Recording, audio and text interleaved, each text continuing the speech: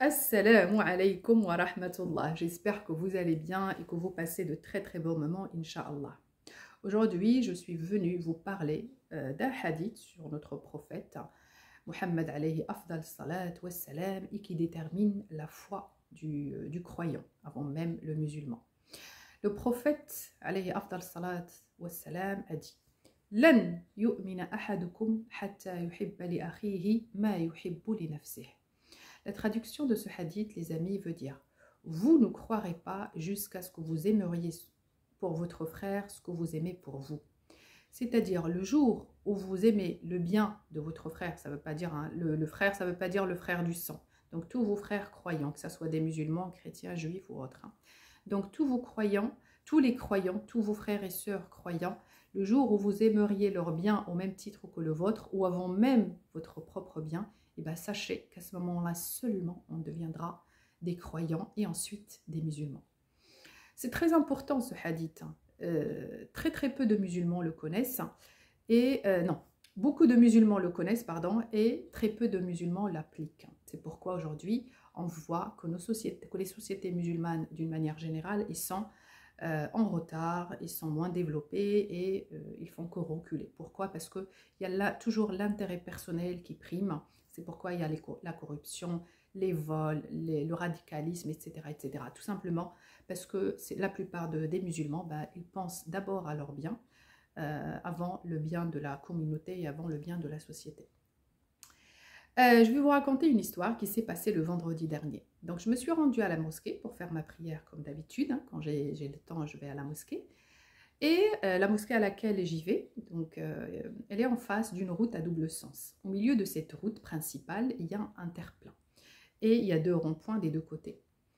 Le vendredi, comme pendant le ramadan, il y a beaucoup de gens qui viennent prier. Et du coup, les routes débordent. Il y a des gens de garer partout, les parkings sont pleins. Et les gens se garent même au milieu de la route. Et même sur les ronds-points. C'est une anarchie totale, d'accord? Mais on ne va pas parler de ça, on va parler d'autre chose. Au milieu de la route, enfin, des fois, quand il y a des problèmes de circulation, les gens appellent la police, tout simplement, parce que les gens ne peuvent plus tourner. Et il y a des gens qui se garent devant les habitations des gens. Donc, les gens ne peuvent même plus rentrer ou sortir de chez eux.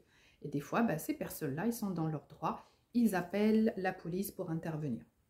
Non, à chaque vendredi, il y a toujours l'imam qui interrompt son prêche pour appeler telle voiture ou telle voiture à changer de place et à enlever sa voiture parce que les gens se plaignent.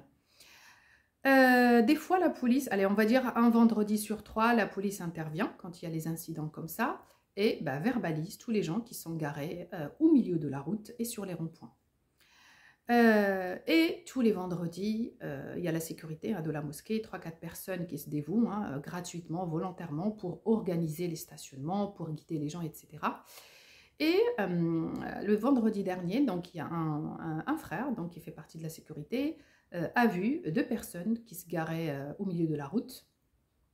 Et il leur a dit, ne vous garez pas là-bas, la police passe et il verbalise les gens. Vous risquez de recevoir une amende de 135 €. Et vous savez ce que ces 2 frères, ils ont répondu? Eh bien, c'est pas grave, de toute façon, ce n'est pas ma voiture, c'est la voiture professionnelle, c'est mon patron, donc c'est pas grave. Par mauvaise chance, il y avait l'imam qui les a entendus, qui était dehors, en train de discuter avec quelqu'un, et qui a entendu ce frère musulman répondre ça à la sécurité. Ce jour-là, il y avait un prêche qui était prévu et qui a été modifié par l'imam parce qu'il a estimé que ce qui vient de se passer est beaucoup plus important que ce qu'il allait dire. Parce que sur ce frère musulman, il y a ce hadith qui s'applique.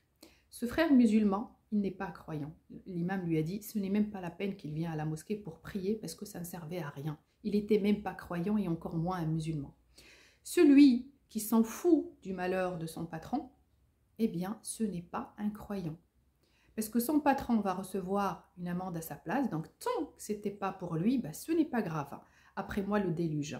Si vous faites partie des gens qui disent après moi le déluge, ou je m'en fous des autres s'il leur arrive un malheur, ou je préfère mon propre bien et mon propre bien, mon propre intérêt avant celui des autres, eh bien sachez tout simplement que vous n'êtes pas encore arrivé au degré de la croyance. Ça veut dire pas y croire, ça veut dire quoi être un mu'min ou un croyant? Ben, c'est-à-dire qu'on croit à la révélation divine. On croit en Allah, en ses prophètes et en ses livres saints. Et les prophètes et les livres saints, ben, qu'est-ce qu'ils disent? Dans notre Coran, par exemple, 99% de toutes les histoires, de toutes les ayats, de toutes les sourates parlent du din. Et le din égale al-mu'amala. Le din égale donc la religion égale le comportement. 99% les amis du Coran et des hadiths des prophètes et de tout ce que les autres religions ont révélé, c'est tout simplement comment se comporter d'une bonne manière dans la société. 1% seulement dans notre Coran parle de at-tadayyun.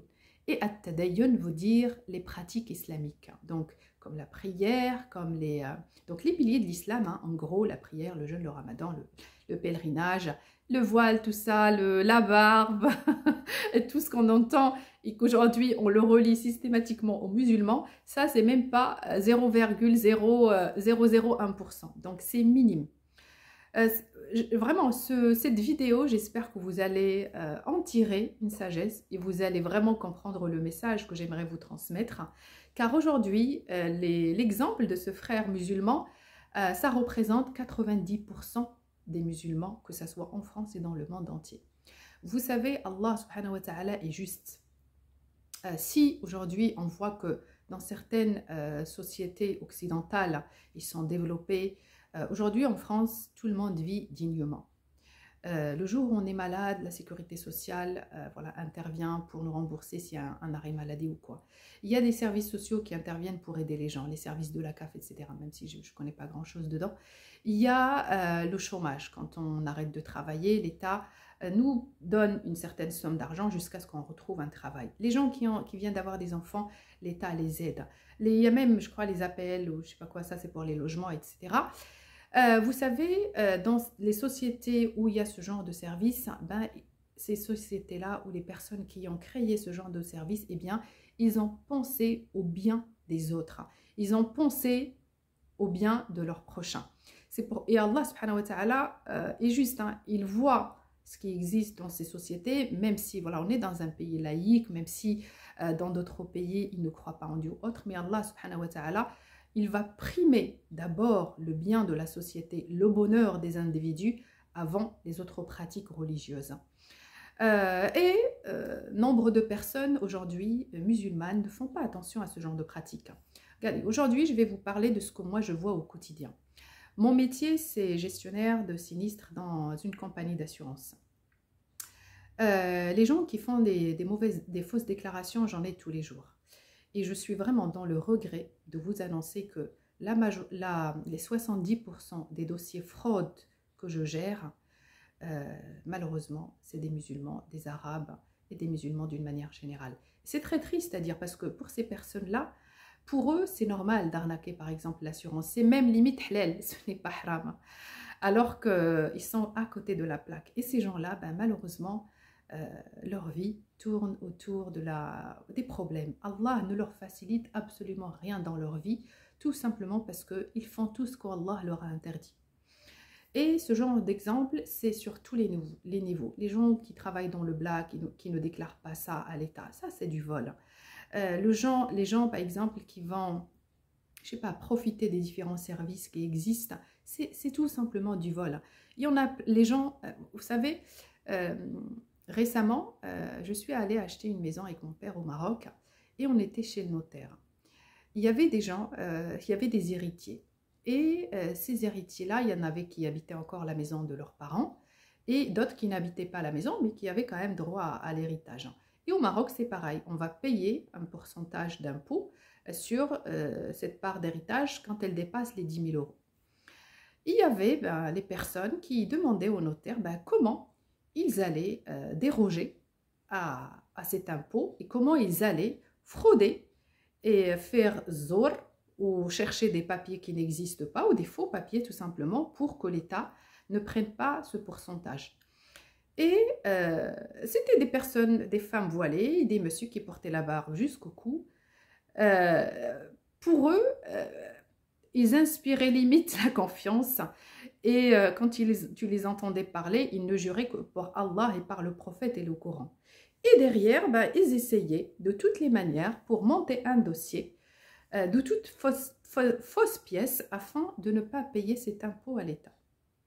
Et ce genre de personnes bah, représente plus de 90% des sociétés musulmanes à travers le monde entier. Vous pensez qu'Allah subhanahu wa ta'ala va pardonner ce genre de comportement? Vous pensez qu'Allah subhanahu wa ta'ala ne va pas vous juger sur terre même avant l'au-delà sur ce genre de comportement? Bah, malheureusement, la réponse est oui. Allah est juste et Allah, son œil, il ne dort pas. Il voit tout ce que vous faites, il sait tout ce que vous pensez et tous les comportements que vous allez avoir. Méditons ensemble, mes chers amis musulmans et musulmanes, sur ce type de comportement qui domine nos sociétés musulmanes et qui existe chez la majorité des musulmans et musulmanes. Si nos vies aujourd'hui connaissent beaucoup de tristesse, beaucoup de désastres, beaucoup de, on va dire, de non-succès, et ben, sachez tout simplement que on fait des choses au quotidien qui sont malheureusement déconseillées par Allah subhanahu wa ta'ala et qui nous éloignent de la foi. Quand on dit quelqu'un qui n'a pas la foi, ou quand le prophète dit lan yu'mina ahadukum, c'est-à-dire que vous ne croyez même pas en ce qu'Allah subhanahu wa ta'ala vous dit et vous demande de faire. Donc évitons, les amis, ce genre de comportement. Remettons-nous sur le droit chemin. Ce qui est interdit par l'État est interdit. Ce qui est interdit par la loi est interdit. Et quand par exemple, un État interdit quoi que ce soit, c'est que derrière, Allah subhanahu wa ta'ala l'a interdit aussi et l'a déconseillé. Méditons ensemble sur ce sujet et essayons d'appliquer ce qu'Allah subhanahu wa ta'ala et son prophète nous ont conseillé de faire.